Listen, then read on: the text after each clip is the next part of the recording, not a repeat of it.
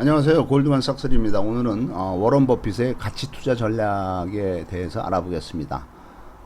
일반적인 상식대로 움직이는 사람들은 평생 포브스 선정 400대 갑부 대열에 들어갈 수가 없습니다. 남들과 똑같은 방식으로는 경쟁의 세계에서 성공할 수가 없습니다. 1939년 제2차 세계대전이 발발했을 때 불안과 파국의 전망 속에서도 존 템플턴은 대출까지 보태서 주식을 마구 매수를 했습니다. 매수한 104개 회사 중에서 34개 회사는 파산 직전이었습니다. 4년 후에 그가 매도할 때 그는 매수가 1만 달러 대비 매도가 4만 달러, 약 4배, 5배의 이익을 보게 됩니다. 1969년 39살 때 워런 버핏이 투자조합을 해산을 했습니다. 그때 그의 재산은 2,500만 달러였습니다. 약 한 250억 정도뿐이었죠. 버핏 투자조합은 1962년에 버크셔 해더웨이 주식을 주당 7달러에 매수를 하게 됩니다. 1965년에는 버크셔 해더웨이 지분 49%를 확보를 했고 서서히 경영권을 장악을 해 나갑니다. 1962년도 초반부터 해서 이제 그 버핏은 버크셔 해더웨이를 매수를 하고 경영권을 장악을 한 거죠. 1969년에 그동안에 이제 버핏 투자조합을 해산을 시키고 때 그 버크셔 해더웨이에 대한 버핏의 개인 지분은 29%가 되었습니다. 나머지 지분은 기존 주주들에게 주식 또는 현금으로 돌려주었습니다. 1970년 그는 버크셔 해더웨이의 회장으로 취임을 하고 연봉을 5만 달러만 받기로 했습니다. 5천만 원이죠. 버핏은 자신의 펀드를 해산하면서 1969년에 해산했죠. 해산을 하면서 투자자들에게 만족할 만한 수익금을 돌려주었고 자신은 버크셔의 지분을 확보를 해서 1970년대부터 본격적인 경영자로 나선 것입니다.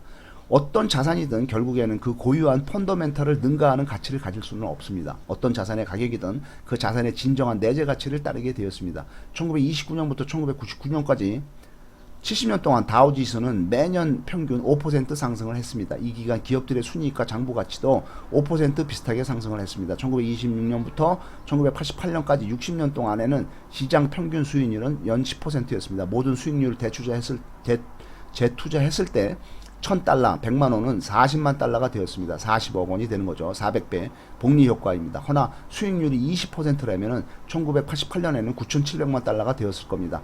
약 1000억 원, 약 10만 배가 된다는 것입니다. 그러니까 그 복리를 적용을 할 경우에 수익률 1, 2% 차이가 어마어마한 그 나중에 결과를 낳는다는 것이다. 장기간의 복리 효과를 보면은 초기 자본이 클수록 차이가 엄청나게 벌어지고 연수익률이 단 1, 2%라도 엄청난 차이가 발생합니다. 따라서 일찍부터 저축과 투자를 시작을 해야 됩니다. 초기 자금이 클수록 좋습니다. 20살에 2천만 원으로 시작을 하면은 30살에 1천만 원으로 시작하는 사람보다도 수백 배의 부자가 될 수가 있습니다. 1964년도 다우지수는 874, 1981년도에는 875, 약 한 20년 지났지만 뭐 비슷한 거죠. 다우지수가 같은 17년 동안에 같은 다우지수입니다. 그래도 이 기간 동안에 돈을 번 사람은 따로 있습니다. 이 기간 동안에 미국 GDP는 5배 상승을 했고 포춘 산정 500대 대기업의 매출은 6배가 늘어났습니다. 주가 내재 가치에 비해서 주식이 완전히 저평가되어 있는 것입니다. 그러니까 1980년도 초를 주식이 저평가되어 있는 것이라고 말할 수가 있는 거죠. 장기 국채 금리가 4%에서 15%로 상승을 합니다. FRB의 의장이던 폴 벌커가 극단적인 조치를 취하게 됩니다. 금리 인하를 하게 되고 주식의 대상승기가 도래합니다. 1981년부터죠. 1981년 100만 달러를 투자를 했을 때 그 17년 후인 1998년에는 2천만 달러가 돼 있습니다. 그러니까 10억 원이 200억 원이 되는 거죠. 20배가 상승이 되고 연수익률 19%를 다하게 됩니다. 17년 동안 다우지수는 875에서 9,200으로 10배가 상승을 합니다. 1980년대부터 대상승을 해서 10배가 상승을 하는 거죠. 1982년부터 1999년까지 국채 수익률은 15%에서 5%로 하락을 하고 기업이익은 GDP 대비 3.5%에서 6%로 상승을 하게 됩니다. GDP 증가율은 3배의 미만이고 이자율은 하락을 하게 되고 강세장에서는 투자자들은 금리와 기업이익에는 관심을 두지를 않고 나도 파티에 빠질 수 없다는 심리에 빠지게 됩니다. 1982년 이후에 주가 상승은 합리적이지만은 1990년대 말의 폭등장은 기업이익에 비해서 거품이 있었던 게 분명을 합니다. 주가가 오르려면 기업이익이 증가를 해야 되고 금리가 하락을 해야 되고 기업이익 증가율은 GDP 증가율을 넘어설 수가 없습니다. 현 시점에서 주가 수익률은 6%가 합리적입니다. 인플레이션 2%를 감안할 경우에 실질적인 주가 수익률은 4%가 적정합니다. 배당금, 고정금리, 추가 비용 등을 모두 감안할 때 4%가 적정합니다. 하락장에서 매수하는 게 좋습니다. 상승장이든 하락장이든 주가는 1년 내내 등락을 거듭하므로 언제든지 기회는 있습니다. 기업 가치의 증거를 해서 투자하고 목표 매수가, 목표 매도가를 정한 후에 시장의 추이를 보면서 움직이고 좋은 주식을 매수한 후에 보유하는 전략이 좋습니다. 급등 또는 급락은 아무도 모릅니다. 지나가야만 알 수 있습니다. 원칙을 정하고 흔들리지 말아야 합니다. 보수적으로 운영하려면 위기의 냄새를 먼저 맡아야 됩니다. 분산 투자는 장기적으로 수익률을 하락시킬 뿐입니다. 집중 투자를 해야 합니다. 종목에 대한 충분한 지식 없이 투자를 하면은 100점 100패하게 됩니다. 주식 투자자는 언제나 체계적인 위험에 노출되어 있습니다. 그는 예측할 수 없는 위험을 말합니다. 이에 대한 대비책은 종목의 분산이 아니라 채권이나 현금, 아니면 해외 주식 등 자금을 분산하는 것이 대비책입니다. 종목에 대한 분산 투자는 결국은 시장 평균 수익률과 비슷한 결과만을 얻게 됐습니다.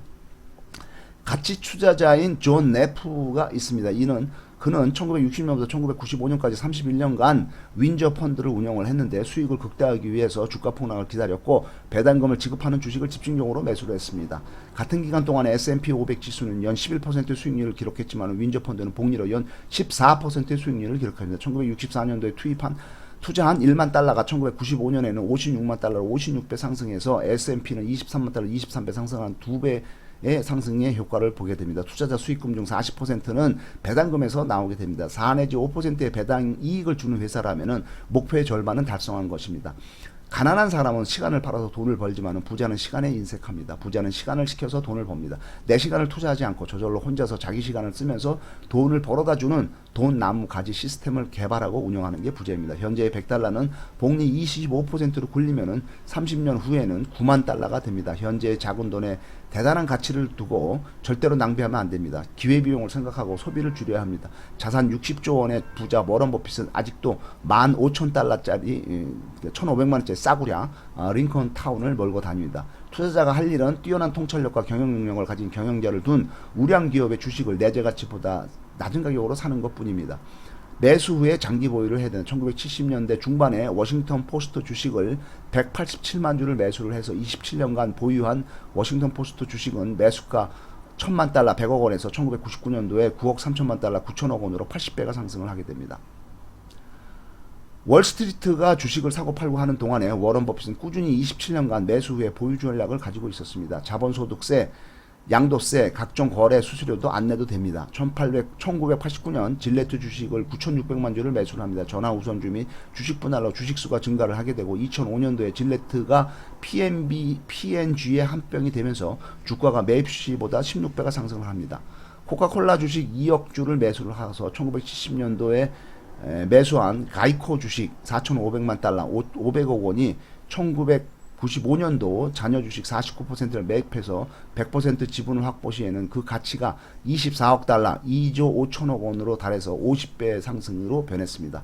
성급하게 사고 팔기를 반복하지 말라고 합니다. 보유 기간이 길면 길수록 종목 선정 능력과는 관계없이 수익을 올릴 기회가 더 많아집니다. 급등과 급락은 아무도 모른다. 급등의 짜릿함을 누리려면 좋은 종목을 사서 무조건 보유하고 있어야 합니다. 급락의 아찔함도 피하고 싶지만은 그렇다고 팔고 현금만 쥐고 있으면 아무것도 되지 않습니다. 급락이 오면은 위기 신호가 올 때 빨리 처분하고 안 되면은 급락을 맞은 후에 참고 기다리면 됩니다. 빠르면 대부분 1년만 지나면 예전 가격을 회복을 합니다. 견디면 됩니다. 5년만 보유하면 90% 성공률을 기록할 수 있습니다. 1년만 보유하면 성공률은 70%입니다. 성공률 70% 이하면 실패라고 봐야 합니다. 수량화 없이는 확률을 예측할 수가 없습니다. 확률을 알 수 없다면 리스크에 대처하는 유일한 방법은 신과 운명에 호소하는 것뿐입니다. 리스크는 완전히 배짱과 결부된 문제로 남을 것입니다. 투자와 주식은 확률 게임입니다. 잠재 수익률을 예측해야 하는데 예상의 변수가 너무 많습니다. 수량화 모델은 변수의 오차 때문에 실패할 확률이 너무 많습니다. 수학적 방법은 안 하는 게 좋습니다. 리스크 관리에 중요한 것은 불확실성의 제거입니다. 허나 수학적 모델은 계산 변수가 너무 많아서 오류가 날 확률이 많습니다. 수학적 함정에 빠지지 말기 바랍니다. 복잡해지지 말고 스스로 혼란에 빠지지 말기 바랍니다. 워런 버핏은 시장 예측과 종목 선정을 위해서 이런 복잡한 수학적 자료를 절대로 사용하지 않았습니다. 복잡한 가정은 실패를 낳게 됩니다. 전설적인 타자 테드 윌리엄스가 쓴 책 타격의 과학에 보면은 스트라이크 존을 77개의 미니존으로 분리 관리를 좋아하는 존 그 공만 집중 공략을 해야 합니다. 날라오는 공은 종목이고 타자는 투자자입니다. 마음에 안 드는 공은 방망이를 휘둘리지 않으면 됩니다. 뭐라고 그러는 사람도 아무도 없습니다. 펀드 매니저는 다릅니다. 많은 팬들이 빨리 방망이를